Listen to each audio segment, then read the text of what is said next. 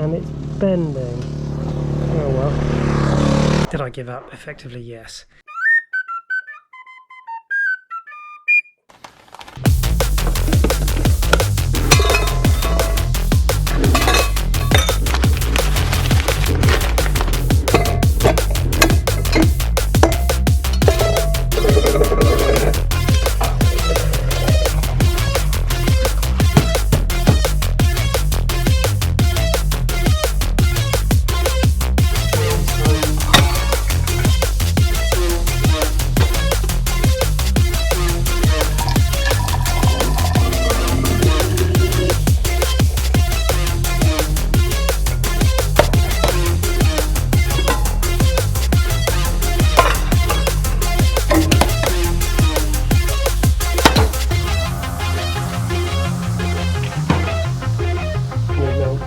And of course it's very important to wear sun cream.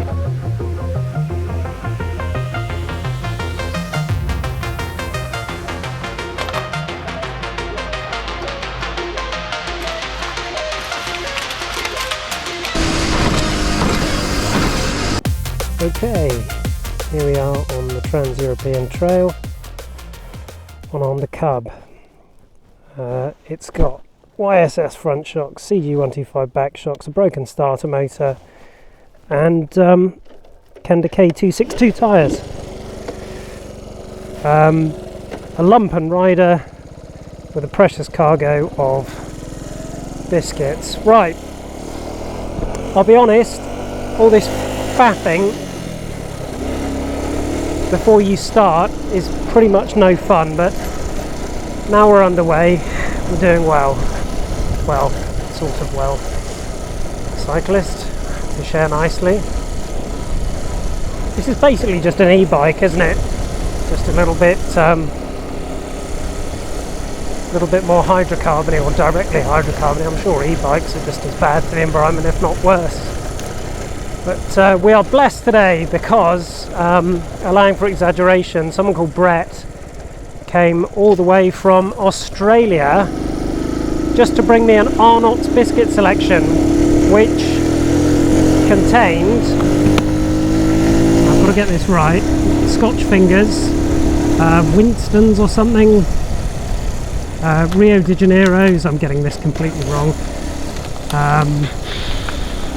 what were they, not Costa Rica, Monte Carlo, that's it, and some other bits. One looks like a jammy creamy thing, one looks a bit like a smooth top moderately fluted custard cream, and one looks like the sort of Fox's Crunch cream. The Scotch Finger looks like nothing else, it looks like a Scotch Finger, and instead of being a lewd sex act as it might sound, it's not. I thought I'd just go to Salisbury Cathedral today using the T.E.T, the Trans-European Trail. It should be interesting, but yeah, so we've got a Scotch Finger to eat. I've protected them in what's known as an Australian clamp, which is basically just Tupperware with loads of kitchen roll in, but it seems to work well. Where are we at the moment? We've just come out the back end of Devizes off of Green Lane, where there's a mental hospital. I'm probably not supposed to say that, actually. A mental health establishment. There's the old one, and they've just built the new one. Anyway, what I'm going to do is, instead of...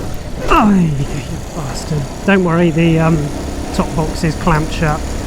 So instead of thrashing about all over the place and talking to you all the time, what I think I'll do is just get you some footage of me using the T.E.T without audio.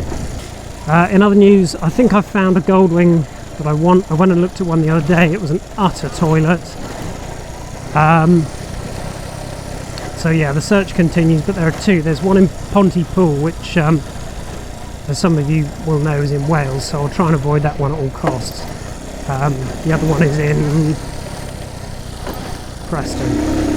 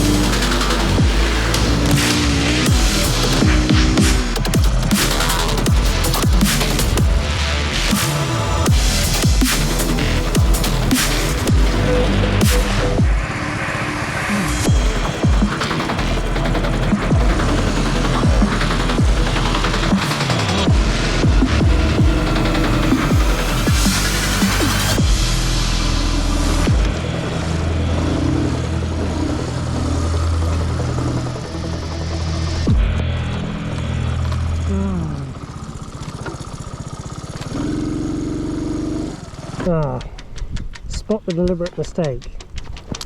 This is too heavily laden and it's bending. Oh well. Windedly, and welcome to this Trans-European Trail European Special Australian biscuit review. The channel has an anonymous benefactor called Brett Haylock, and allowing for exaggeration, he flew him and his entire family back from Australia just to give me an Arnott's family pack of biscuits, which contain a Kingston, a Monte Carlo, a Scotch finger and a shortbread cream. Now I transported them here in what I thought was a bomb-proof container. It's not, but some have survived, so we'll take a look at those in a bit. I'll do some close-ups with the GoPro maybe. I've taken the Trans-European Trail to get here, not the whole thing, just some of it. Recently I watched a video of Small Bikes, Big Adventures, Kiwi Media, Kiwi Cub Man, and I thought, bloody hell, that's in my back garden, so I'll give that a spin. I filled up my Japanese poison flask with milk. Sadly I didn't put the lock on, so during my journey here I lost almost all of it, but there's enough for 1 cup, which is just as well. Bit of live milking action there for you. I've also got this forever flask full of tea. It transpires that I'm probably going to have to go and buy more milk if I want to continue on my journey, but I'll try and get all 4 done in one from height.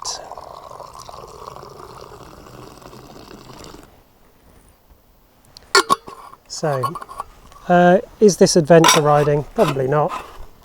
Is it fun? Yeah. There you go.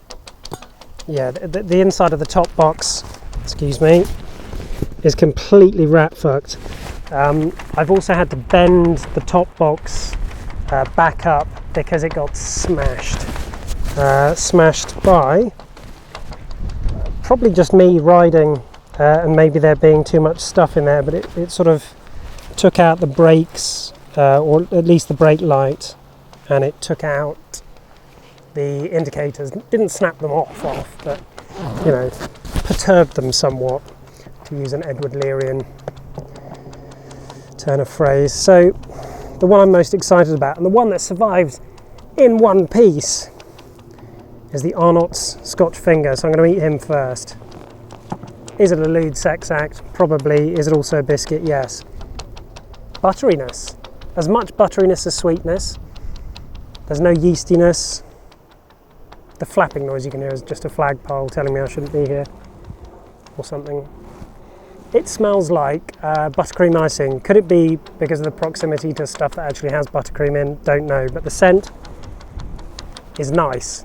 As good as a malted milk. That is saying something. The snap, straight down the middle, pre-scored. If you're mental, you could snap it across the line, but I'm not. Dry.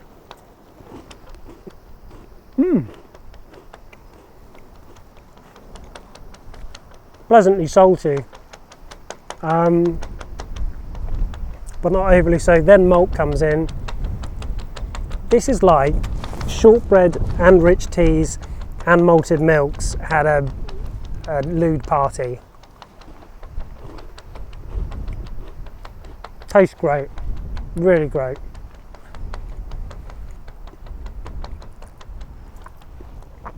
The dip, 3, 2, 1. Very exciting drip down, being blown around by the wind. There's a 6-pound bumblebee across this frame.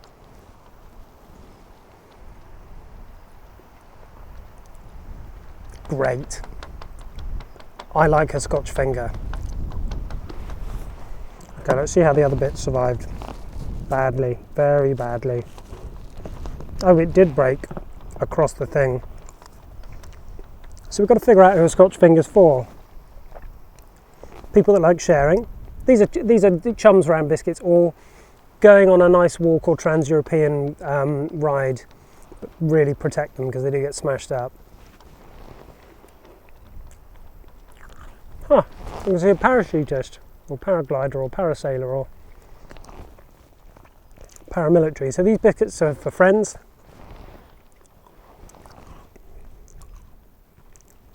I think they're the toughest of the 4. So let's move on. we've got this thing. It's called a Monte Carlo. It's got what looks like a menstrual byproduct in the middle. It's foul. The scent is of like synthetic fruit. It's like someone received a garbled message about what fruit should smell like and they just did that. With like biscuitine undertones, bisculant undertones, I suppose. But it's not very good. The snap, I bet it's crap. Yeah, it's like a fold. Oh right, okay, so the pink stuff is legitimately tough jam sort of stuff, cement. The white stuff actually squeezes out like a pustule. It smells too sweet.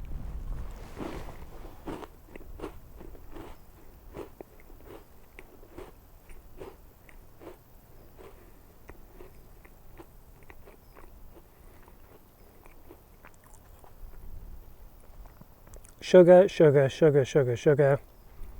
More sugar. Like a bit of raising agent or some nonsense. The jam is just like tough, snappy, toffee, red stuff. The biscuit itself, let's try and get a piece off. No, it's too entangled. I'm pretty prejudiced against cream biscuits anyway. It's no good. Dip it. 3, 2, 1.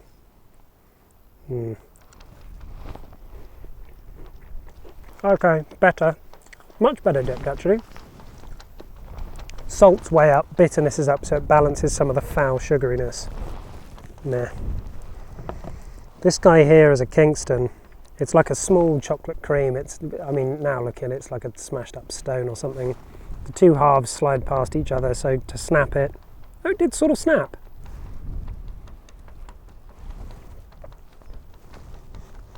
It has next to no smell, like 1% coconut and 1% like generic wheat-based thing, but I think they're overpowered by everything else. God, robberfly just landed on the bloody... Ugh. On the tripod. Okay, let's go and dry. Crunchy as a bitch. Wow.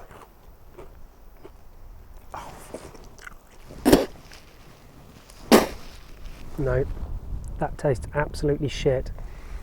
I don't do well with cream fillings anyway, but that chocolate filling is foul. Sorry, Brett. 1, 2, 3. Bloody hell. It's dripping everywhere.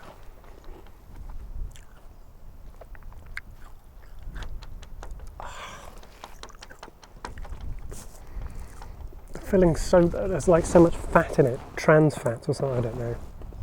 Anyway, the last one is the shortbread cream, which has probably got more paste from our friend the Monte Carlo in.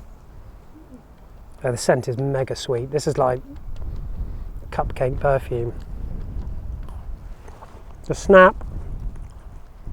It's delicate. It's fragile. It's a snowball biscuit. Snowflake.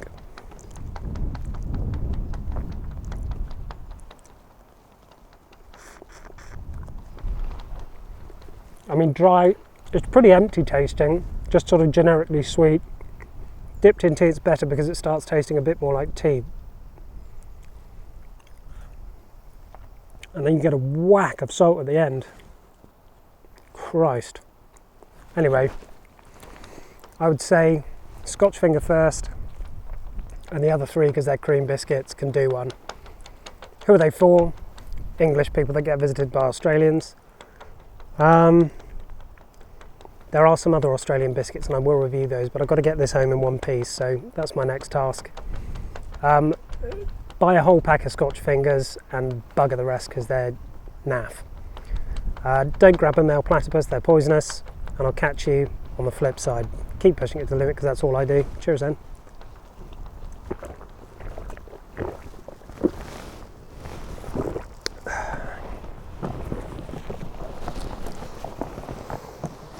Oh yeah.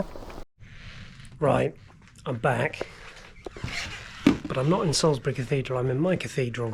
I like to collect shit art, but I didn't make it to Salisbury Cathedral, and that's because we have some issues.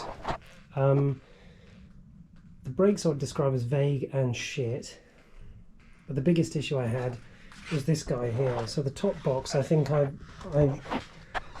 overloaded him slightly, so he's bent there and consequently there, and you'll see that the angle is a bit funny, but it also smacked the light and it's hurting the indicators, so I elected to come home. I also bent the foot pegs a bit, but you can kick those back and that's not a problem.